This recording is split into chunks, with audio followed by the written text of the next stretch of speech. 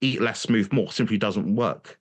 It works in an effect, but when you're getting very, very lean, you're not going to be recovering if you're dropping your food intake by half of baseline amount because your body will slow down and account for the fact that you've just halved your intake.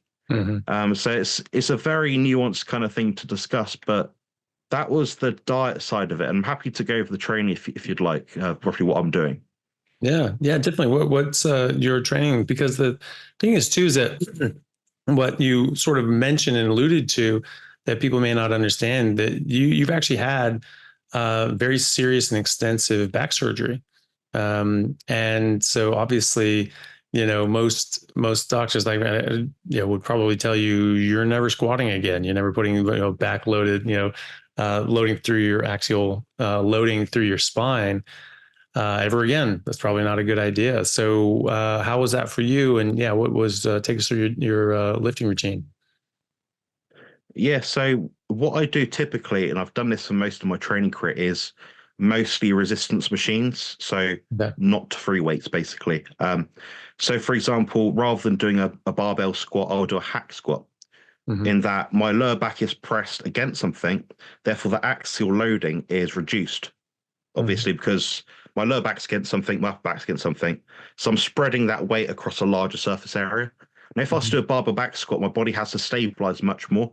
The more Mm-hmm. you have to stabilize, yes, you'll probably get more overall muscle fiber recruitment, but you'll get less isolation of muscle groups that you want to work. And the risk of injury is significantly higher.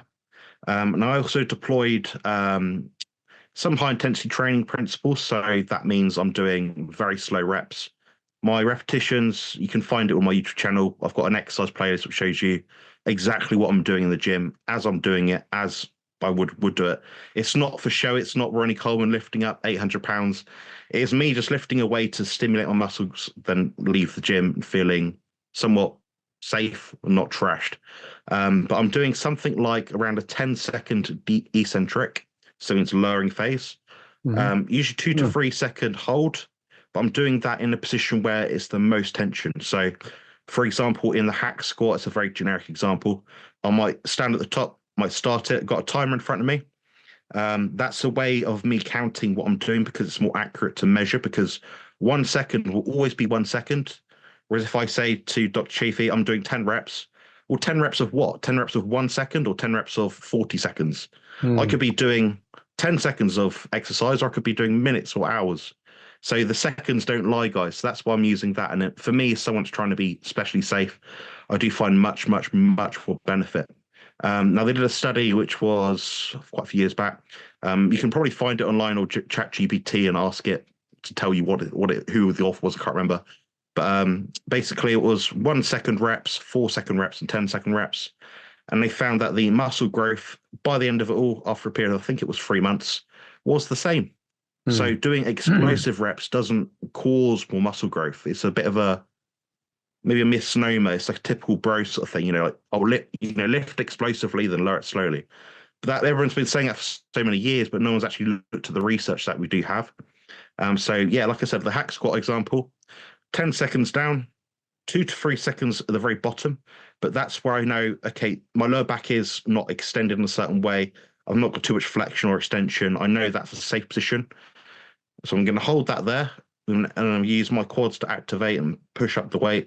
I go back up, it'll take about 10 seconds. So largely speaking, I'm recommending to most people about a 5, 2, and 5 second cadence with the 2 second isometric or static hold being the most difficult part of the movement. So that way you can control the rep and you're not using any inertia.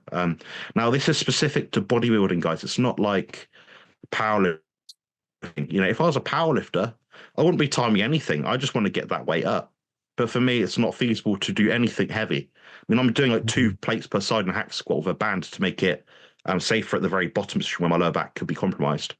And that's been really, really effective. But if anyone wants to know like my sets, reps, and what I'm doing, I tend to train on alternate days. So that lands me somewhere around about 3.5 sessions per week or 3 1 week for the next. I do not like training back-to-back days personally, just because the intensity level of what I do in the gym is at technical muscular failure or beyond. So usually that means, for example, you lift until you can't lift safely anymore without using some inertia or cheating it up, basically like a bicep curl like that. Concentric muscular failure means where you can't push it anymore and it just gets stuck. When you can't push it anymore, when you can't hold it anymore, that's isometric failure. Then when you can't push it anymore, can't hold it anymore, and can't lower it down any slower because it will crush you, that's eccentric failure. So each degree of failure will result in a greater degree and magnitude of intensity and therefore a greater, more deleterious impact and effect on your training recovery. So the idea is you have to get in there and find out, based on experience. I can't tell people what to do. How far along that line in terms of training intensity you have to go to get the result. Now, some people use the model of high reps or high volume and do 45 sets per week. Problem is, once you get to 45 sets per week, what do? You're stuck. Then you end up spending hours in the gym under blue light. That's going to negatively impact your cortisol levels, as it was a massive overburden and stress to your body. And therefore, you're spending 4 hours in the gym like Dr. Chaffee does sometimes, or used to. And for people like me that are particularly light sensitive, it's not going to be helpful.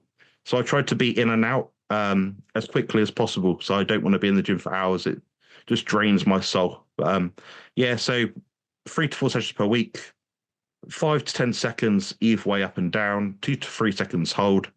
In terms of total volume, so everything that I do in one session will be between about 6 and 10 total sets. Now, none of my sets require any warm-ups, because when it's taking you 20 seconds to do your first rep, you don't need to do a warm-up because you spend 20 seconds warming up. Then what you actually find is I'm doing something between about, on average, between maybe 4 and 8, maybe 9 reps. But that's going to take me sometimes 2 minutes to perform. Some of my sets are even 2.5 minutes. But what you'll see is that last 30 seconds where I'm doing that last rep, it will take me like half a minute to do it, because I'm like shaking.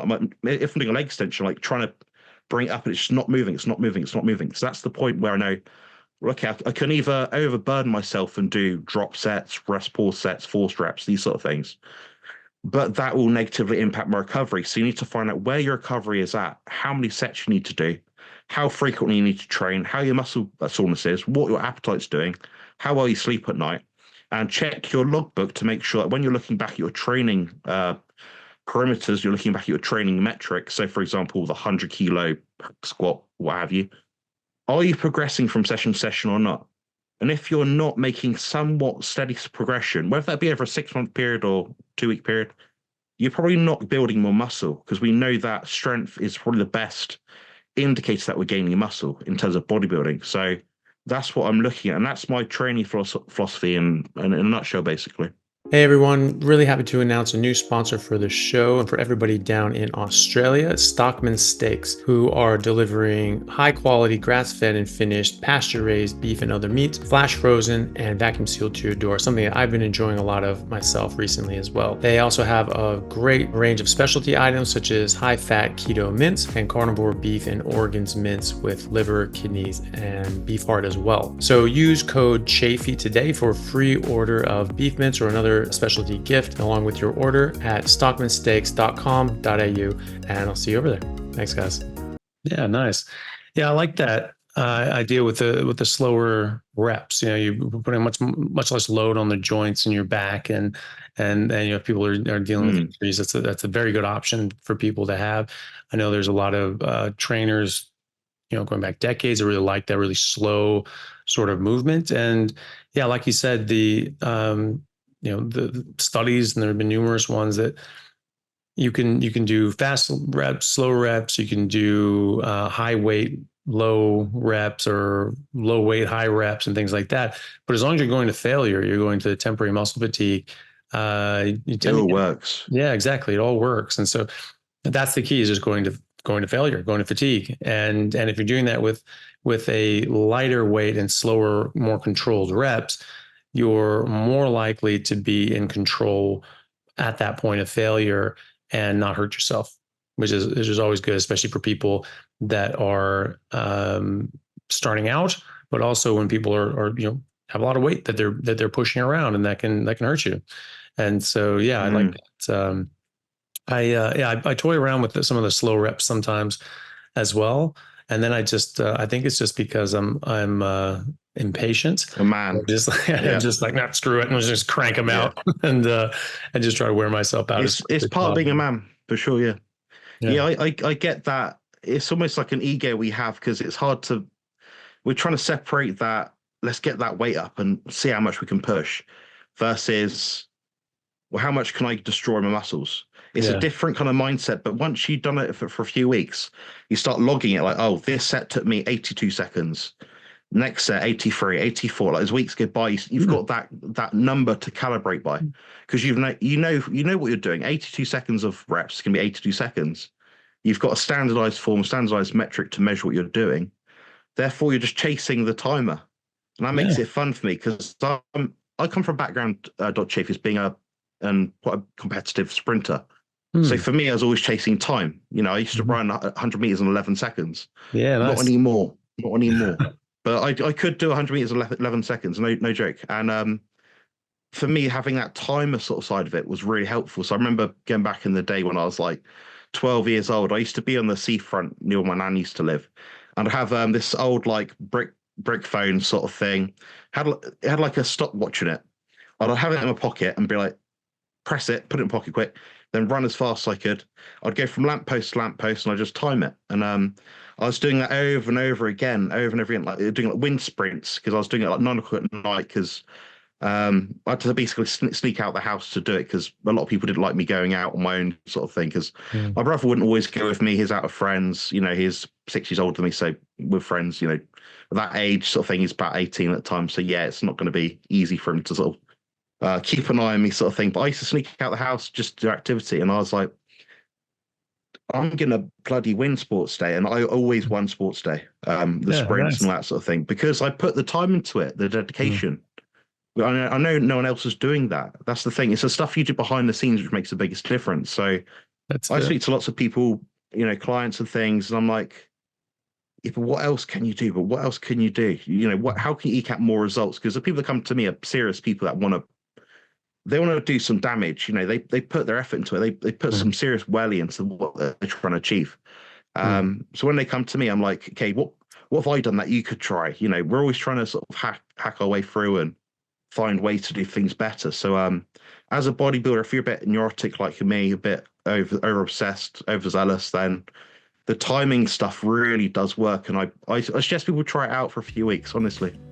Yeah, definitely. So what you find is when you eat that food, your body picks up a bit, you get a bit more fullness in the muscles, and there's 1 or 2, maybe 3 days training sessions after that picks up a little bit, because you've got more energy, muscle glycogen, that sort of thing. Then it allows you to sort of keep pushing down. So basically sort of ramping down a bit, too low, up a bit, down a bit. So it ends up being like a little step every time. So you're just trying to like gradually lose body fat over time. What I did do